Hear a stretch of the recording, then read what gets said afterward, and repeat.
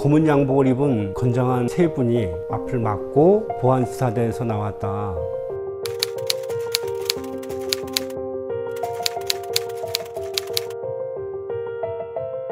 시중에 판매되고 있는 책들, 대한민국 역사, 원숭이도 알 수 있는 자본론, 인터넷에서 다 구매가 가능한 내용들, 우리 노동조합 활동하면서 회의 자료,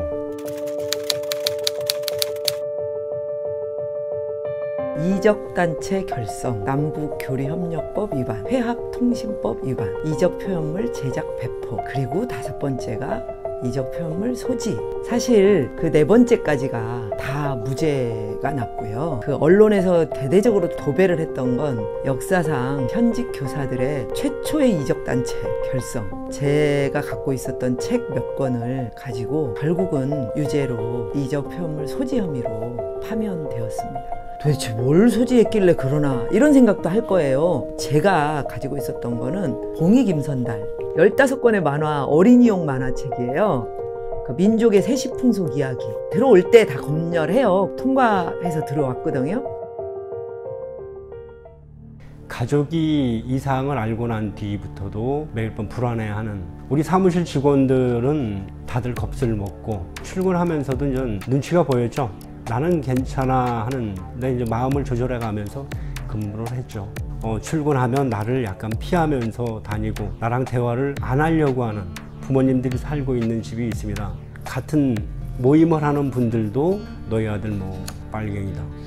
그 어떤 성범죄자라든가 굉장한 범죄자들도 파면 당하고 나서 공무원 연금이 완전 지급되지 않는 경우는 없습니다. 야, 근데 공무원 연금법에 단서 조항이 있더라고요. 국가보안법으로 파면된 자는 연금을 지급하지 않는다. 너무나 놀라웠고요. 이중 처벌을 받은 셈이죠, 저희는.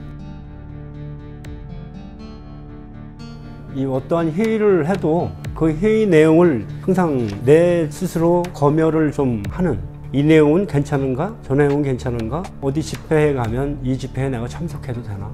참석하지 말아야 되나? 그때 노동조합 활동을 거의 하지 못했던 것. 말 그대로 기업 프렌들리였습니다. 이명박은 거의 대부분 국민들의 이익을 저해하는 일들, 정책들을 많이 세웠기 때문에 공무원 노조가 생긴 이후 공무원 노조에 대해서는 가시라 생각하고 주시하고 있었다.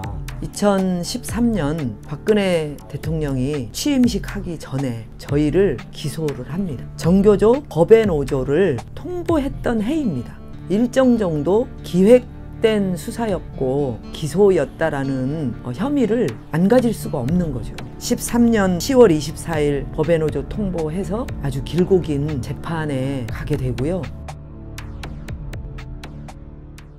87년 대통령이 일어나고 다시 이제 군사 독재 정부로 회귀하기 위해 가지고 특별조치법을 해요. 그 말은 뭐 범죄와의 전쟁인데 사실은 이제 새롭게 형성되어 나온 노동운동을 탄압하기 위한 명분으로 내세웠던 거예요.